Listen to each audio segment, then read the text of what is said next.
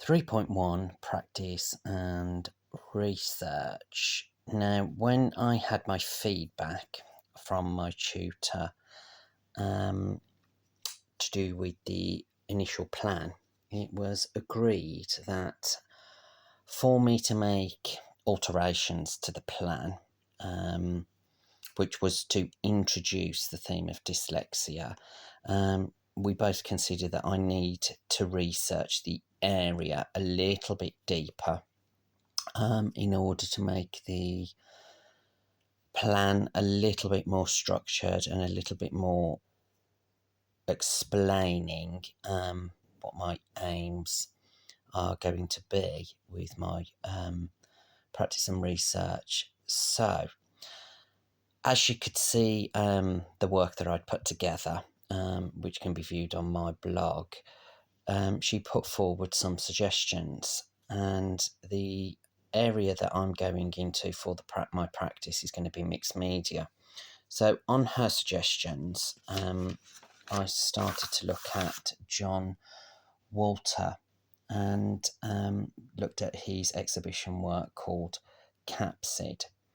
Now, this was quite interesting because capsid is a protective outer layer for viruses.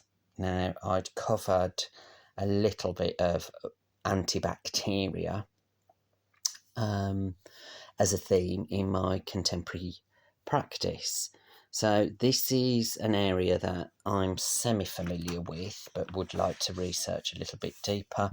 But again, just to get to know this artist, I want to build up some informative information.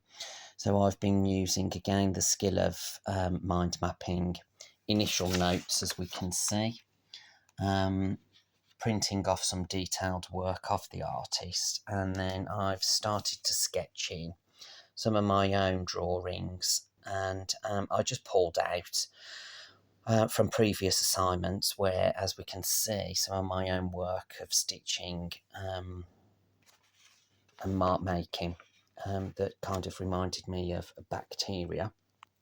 Again, I want to keep everything very visual. I feel that this is my understanding in my assignment work, so I've printed off some detailed stuff.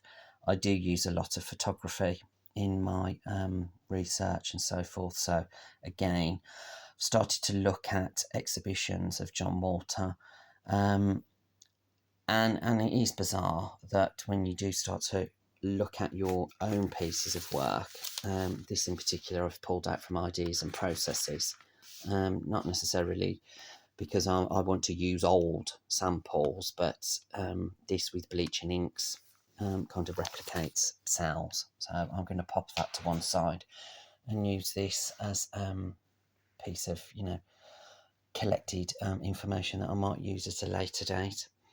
Some of the drawings that I use actually for my contemporary practice essay, I did actually build up a mind map of ideas on bacteria and growing bacteria in fabric. And then, as we can see up here, as mentioned previously, I'd started to delve into COVID. Actually, it was the early stages of COVID-19, and I'd created some masks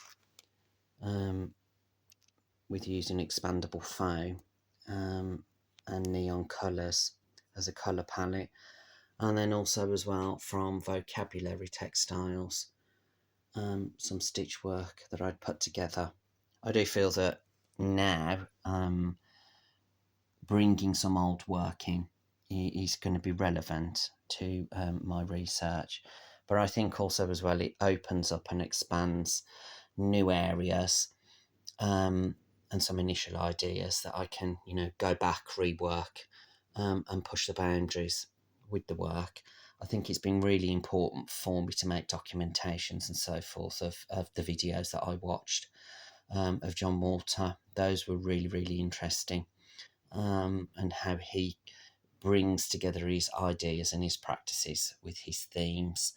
Also, as well, all of this research is going to be referenced in my Harvard generator. So I'm already starting at this stage to bring together my critical strategies alongside with my creative strategies.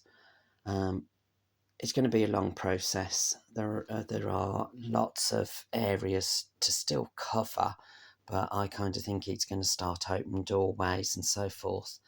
At this stage, I am really enjoying the work, and by using older samples and bringing together some new samples, I think it's just been responsive to the new learning with the research.